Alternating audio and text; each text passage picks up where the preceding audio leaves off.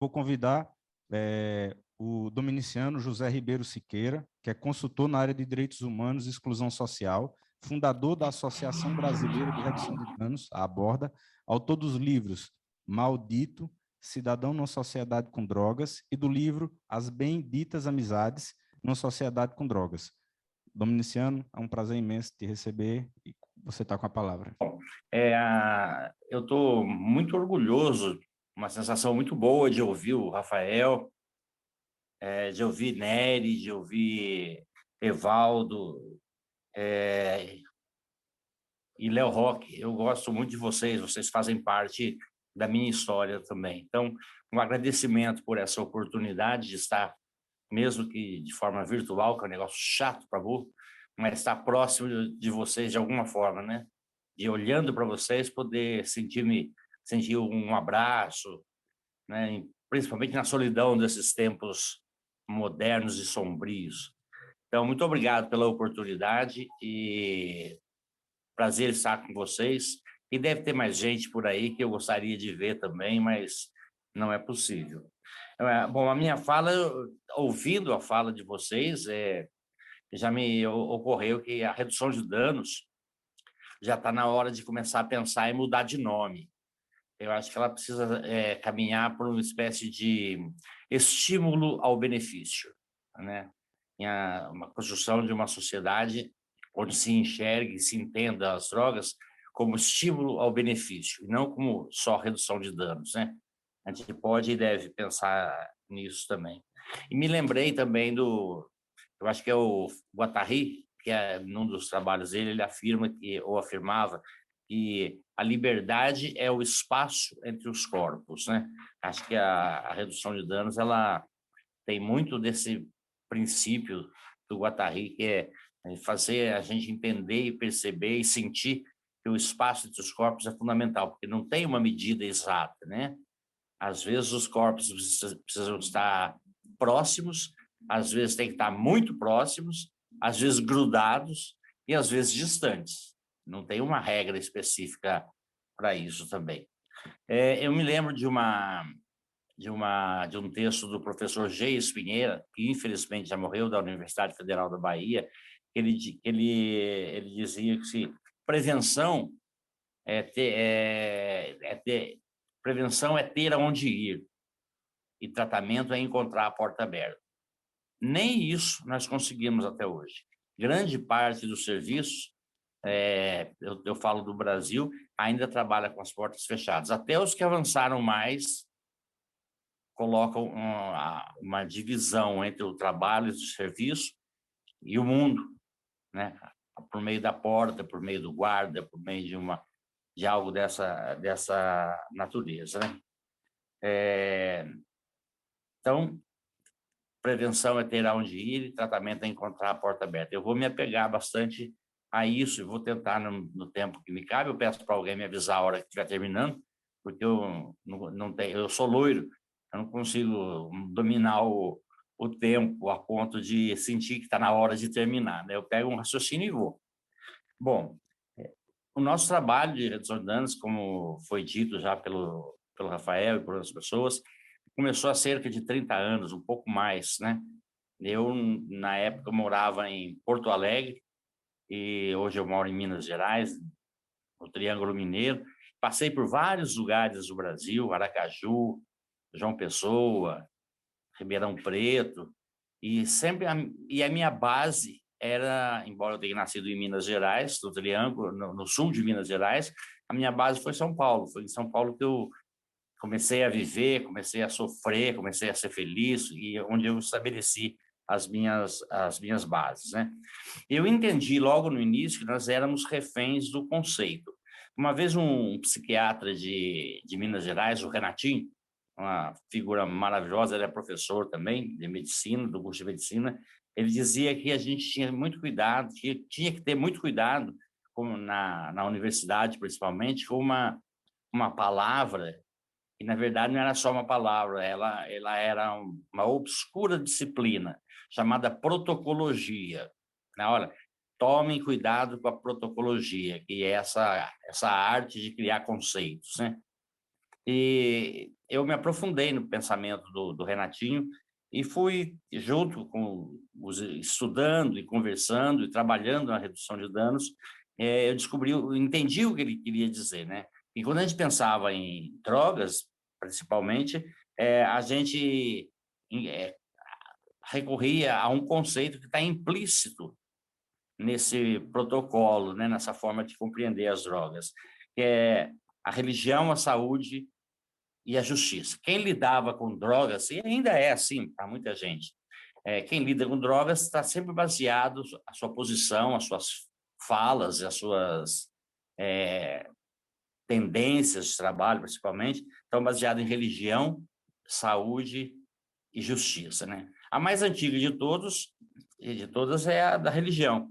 A religião, dizem que a religião passou a fazer parte dessa história das drogas com o Bispo Sardinha.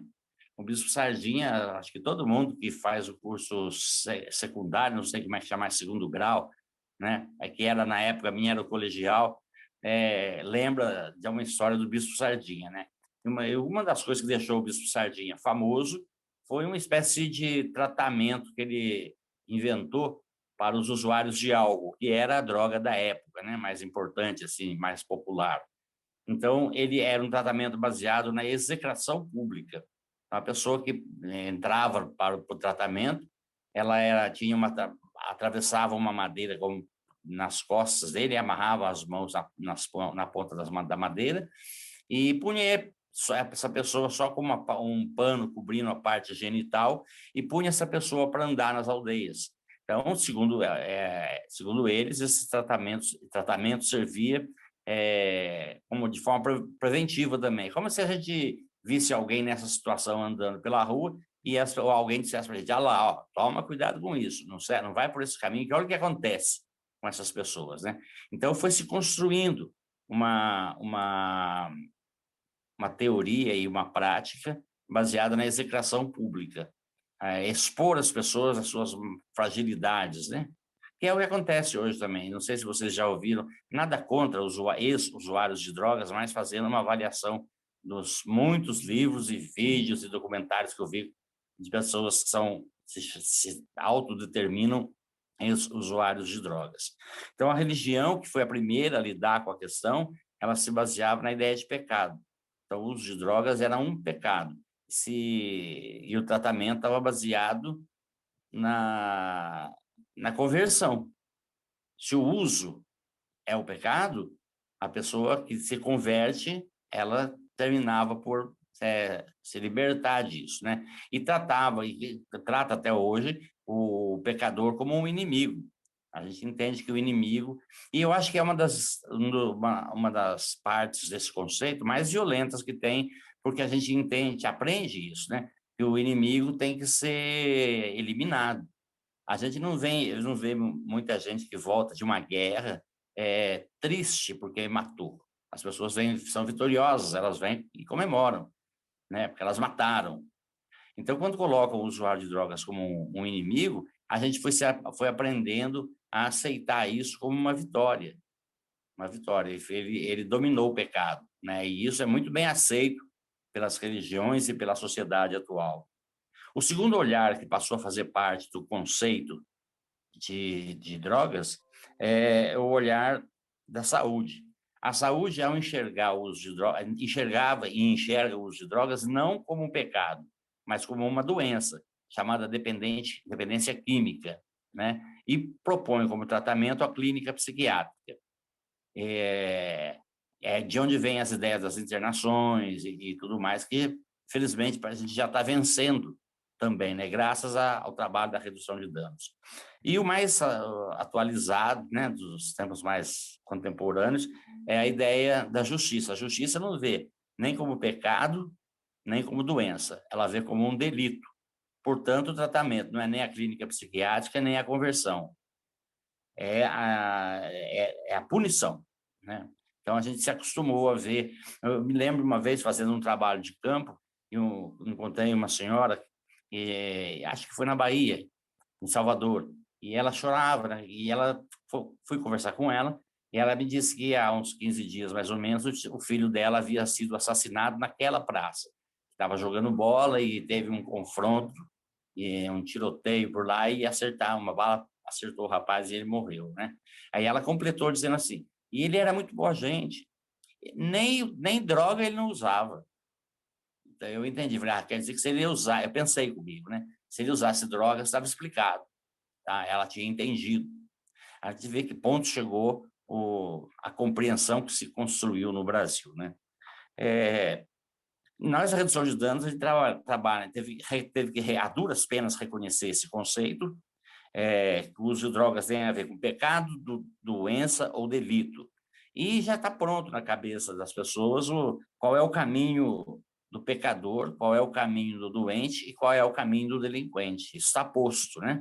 O pecador vai para o inferno, o doente vai para o hospital, resumidamente para o hospital, e o delinquente vai para a cadeia, a não ser que eles tenham dinheiro, né? Aí entra a função do sistema econômico, financeiro da gente, que é capitalista. Se tiver dinheiro, ele não precisa passar por nada disso, é diferente. A gente não vai enxergar um usuário de drogas como um dependente químico, um pecador ou,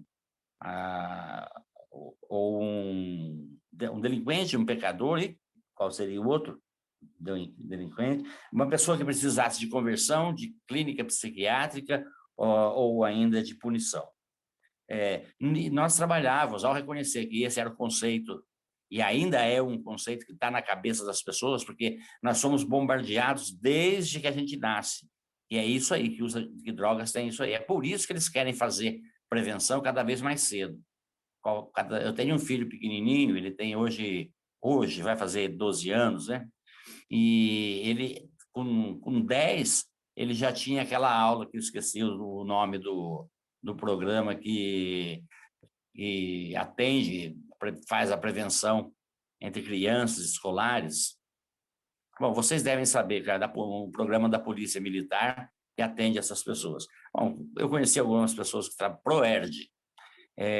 Tomara que não tenha ninguém do ProERD nos ouvindo, espero que não, mas se tiver, fica aí. E esse é o conceito, esse é o tripé que sustenta a nossa compreensão, é o que forma o conceito sobre drogas que a gente tem, né? E quando chegou a redução de danos, a gente viu que esse conceito incompleto, e para completá-lo, nós teríamos que ter mais um olhar, e era o olhar da cidadania. A cidadania não via nem como doença, nem como delito, nem como pecado. A cidadania vê como um direito. Bom, aí começam os nossos problemas e minha fala já está na hora de acabar, está faltando pouco, né? Mas aí começam os nossos problemas, né? As pessoas vão me perguntar, mas você está dizendo uma pessoa tem o direito de usar drogas? Eu vou dizer sim, né? Como disse o filósofo Immanuel Kant, ele dizia, da pele para dentro, quem manda sou eu. Ele falou isso em 1600, 1700 e até hoje a gente não entendeu. Para nós, a vida, com todo respeito, todo carinho por quem pensa diferente, e esse carinho é sincero, a gente aprende que a vida é de Deus, a vida não é nossa. Então, esse pensamento vai se estender a outras áreas do comportamento humano. Um dos mais graves, por exemplo, é o suicídio. A gente tem uma dificuldade enorme com o suicídio, eu tenho também, mas, na realidade, se a vida é minha, eu faço com ela o que eu quiser. É mais ou menos o que fica subentendido, né? E nós trabalhamos com pessoas que precisavam ser atendidas por esse quarto olhar da cidadania, onde se enxerga o uso de drogas como um direito. E, claro, precisa aprender. Eu acho que a exposição do Rafael Veste foi brilhante e dá para a gente entender um monte de coisas a esse respeito. Quantos direitos, quantas atividades dentro dessa história de direitos são possíveis, a ponto até de protelar ou de acabar com a ideia de suicídio. Não que seja a nossa função terminar com isso, mas usar dessas possibilidades para esticar a vida. Sinceramente, eu nem sei por que a gente deveria esticar a vida, né? É tão difícil, mas isso está intrínseco. As pessoas gostam de ficar muito velhas, né? E a gente respeita. Se a pessoa quer ficar muito velha, que ela seja abraçada por essas causas, então, né? E as pessoas usam drogas por 3 motivos: elas não querem parar, não podem parar ou não conseguem parar. E como é que a gente pode, até em termos de política pública ou de atividades científicas, colaborar com as pessoas que não podem, não querem ou não conseguem parar? Primeiro que as que não conseguem parar, a gente tem pena.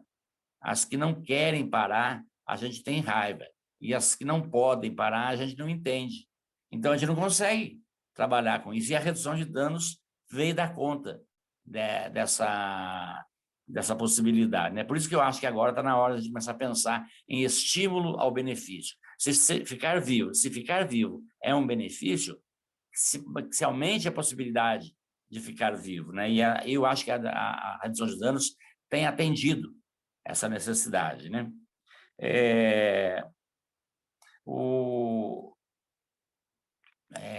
Como é o nome dele? Antônio Escorrotado, é das cabeças mais brilhantes, né, em questões principalmente como essa também. Ele morou muito tempo no Brasil, mas era espanhol, voltou de um certo tempo para lá, e é autor de uma das enciclopédias, de uma das escritas mais nobres que se tem sobre a questão das drogas, né? O livro chama-se O Uso Geral das Drogas. Não se animem muito, porque é caro, vale a pena, mas é caro. Quando nós somos brasileiros, a gente sofre com essa ideia, né, do que é caro. Eu tenho 2 livros, como o Léo Roque falou, As Benditas Amizades e O Maldito Cidadão, e tenho sofrido para vender, tive uma dificuldade enorme para poder mandar para a editora. Foram quase 20 anos escrevendo esses 2 livros, preparando, e é muito difícil vender. As pessoas têm muita coisa para fazer com R$ 40 do que comprar um livro, né? Mas é parte da luta também, né? E o Antônio Escorrotado, ele afirma, não é um spoiler do livro, não, tá bom? Mas, de certa forma, é um pouco de spoiler, mas vamos lá. Ele diz que, logo no final, lá no final do livro, ele propõe o seguinte pensamento, que a questão das drogas, ou o uso problemático de drogas, ele é uma questão de conhecimento e responsabilidade. A pergunta que nós podemos fazer, que fazem hoje, como assim? De conhecimento e responsabilidade. Aí ele explica que conhecimento não é só informação. Conhecimento é a informação quando ela é debatida. E nós vivemos num país que, se falar a palavra debate, já parece uma certa subversão. Bom, nós temos um presidente da República que não gosta de debate. Como é que pode alguém não gostar de debate, ainda mais alguém da área política? E responsabilidade, segundo o Escorrotado, não é isso que ensinaram para a gente, de chegar na hora certa, andar na linha, pagar as contas em dia. Não, para ele, responsabilidade abre aspas, o desenvolvimento da capacidade de encontrar respostas. Fecha aspas. Então, diante dos problemas da vida, a gente se desenvolver a ponto de encará-los e resolver. E quando se resolve, cada um resolve de um jeito, e as pessoas precisam ser respeitadas nas diversas maneiras de resolver, né? Acho que a redução de danos hoje proporciona uma lista enorme e muito bem feita de possibilidades de estar no mundo das drogas e não sofrer o que muita gente sofreu. O resultado de um pecado, o resultado de uma doença, o resultado de uma punição. A gente sabe que quem passa um tempo na cadeia nunca mais sai de lá a mesma pessoa. A pessoa que passa um tempo no hospital psiquiátrico, nos antigos manicômios, nunca mais sai de lá do mesmo jeito, né? E a pessoa pecadora corre o risco de morrer e de ter sua morte ainda comemorada, né? Bom, eu vou terminar a minha fala e com uma fala que é meio complicada, mas anotem aí, porque eu acho que é importante. É do Simmel, né? Um antropólogo alemão. Ele deixou o seguinte, que os exemplos só são importantes por serem possíveis, mais do que por serem reais. Então, eu faço aí um elogio, principalmente à fala do Rafael Veste, né? Porque esse exemplo de trabalho que ele nos deixa segundo o Simmel, ele é mais importante por ser possível, e mais do que por ser real. Então, quando você fala, a gente percebe a realidade da sua história, do Projeto Atitude, tudo que ocorreu, né, e é uma arte fazer um resumo em 20 minutos de tantos anos de trabalho, mas mais do que serem possíveis, eles são reais, né? E é isso que nos seduz e nos deixa a porta aberta para entrar por esse caminho. Do mesmo jeito que as pessoas devem ter a porta aberta para entrar na prevenção e para entrar num tratamento, né? Acho que isso é muito importante. Eu vou terminar com uma fala que é da minha mãe. Foi muito importante quando eu trabalhava em Porto Alegre, com um programa de troca de seringas. Então, falava-se muito mal de troca de seringa. Ainda falam. Então, na época, vinha aquelas coisas, né, estão incentivando o uso e dinheiro público, gasto em seringa. E a minha mãe ouvia, ela morava em São Paulo, eu morava em Porto Alegre. Ela ouvia o noticiário e um dia ela me ligou dizendo que queria saber o que eu estava fazendo. Coisa de mãe, né? Queria saber o que eu estava fazendo, porque ela ficou preocupada. Ela queria saber se eu não estava mesmo estimulando o uso de drogas, principalmente o uso de drogas injetáveis, né? E aí ela resolveu ir, ela não se contentou com a minha resposta, resolveu ir para Porto Alegre, passar uns dias comigo. E aí eu a levei para o nosso famoso trabalho de campo. E principalmente no momento em que eu já tinha descoberto que trabalho de campo não era só trabalho de rua. O campo é o outro. Então, se a gente tem uma pessoa, a gente tem um campo, né? E nós fomos numa favela chamada Campo da Tuca, que era um lugar que a gente tinha, era muito querido lá, e fomos à tarde, né? Minha mãe já tinha uma certa idade, e fomos numa área bem na entrada da favela, que tinha 3 mangueiras e um campinho de futebol. E ali era sexo, drogas e rock and roll. Era ali que a gente trabalhava, e trabalhou muito tempo, né? E foi brilhante esse trabalho lá. Preparei uma sacolinha para minha mãe com seringa, preservativo, material de prevenção à AIDS, né? Não era de prevenção à droga, era prevenção à transmissão do vírus HIV entre pessoas que usam drogas. Eu fiz uma sacolinha para ela, fiz uma sacolinha para mim, e formaram-se, no momento que a gente chegou, 2 grupinhos, um com ela e um comigo, que ficou a uns 5, 6, 7 metros de distância, então eu não conseguia ouvir o que eles conversavam, minha mãe e quem chegou ao redor dela. Eu sei que conversava, e era um tal de abraçar minha mãe abraçava a outra pessoa, e daqui a pouco o outro abraçava e tal. Eu sei que quando terminou, eu vi que a minha mãe ficou muito feliz. Nem a sacolinha dela tinha nada, nem na minha tinha mais nada.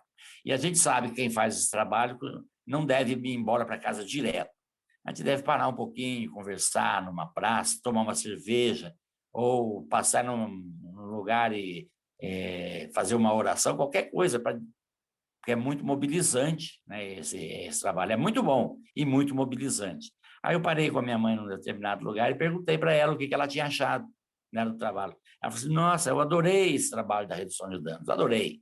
Eu falei: por que a senhora gostou tanto? Aí ela me respondeu: olha, me permitiu hoje esse trabalho aqui de redução de danos com você aqui na pracinha, uma redefinição do termo misericórdia. E minha mãe usou o termo misericórdia. Minha mãe é muito religiosa, ela foi freira, inclusive, né? E ela usa muitas palavras que são religiosas em qualquer conversa. Faz isso muito bem, por sinal. Então ela falou assim: eu entendi melhor o que significa misericórdia. E eu perguntei para ela, porque eu não sabia direito o que era misericórdia. Eu falei: como é que era e como é que ficou? Ela falou: olha, misericórdia, a gente sempre entendeu uma pessoa misericordiosa é uma pessoa basicamente humilde de coração. E hoje, com o trabalho de vocês aqui, eu redefini esse termo. Não é mais pessoa humilde de coração. Inclusive, essa é a definição da palavra misericórdia, né? Miséria, córdia, coração. Então, uma pessoa misericordiosa é uma pessoa humilde de coração. Ela falou: agora mudou. Para mim, depois de conhecer o trabalho da redução de danos, a prática, o campo, as pessoas, eu mudei. Agora, misericórdia significa para mim mergulhar no coração do outro. E ninguém mergulha de olho aberto. Porque se a gente deixar os olhos abertos, a gente vai enxergar a cor, a roupa, o estado civil, a sexualidade, vai enxergar um monte de coisas que o conceito nos ensinou, mas que não batem com a realidade, né? Então, o que acho que o de mais nobre que a redução de danos me proporcionou é justamente pensar isso, sabe? Nós precisamos reconceituar dentro de nós e fora de nós a questão do uso de drogas, a questão da redução de danos, e isso é um trabalho para todo mundo, não é só trabalho para as pessoas que têm estudo ou têm dinheiro. É um trabalho para todas as pessoas, por mais pobres ou humildes que sejam. Dá para a gente entender melhor e construir uma política mais adequada aos nossos tempos, né? Pois é isso então. Agradeço muito a possibilidade e quem sabe a gente se abrace o mais rápido possível. Obrigado.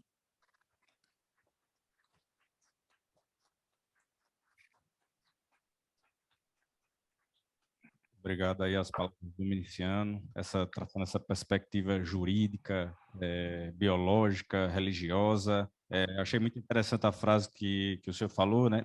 Droga ele usava, né? E eu ainda inteiro, às vezes acontece um homicídio, alguma coisa assim, mas ele era usuário de droga, né? Como se isso fosse algum tipo de direito de ter a vida do indivíduo, né?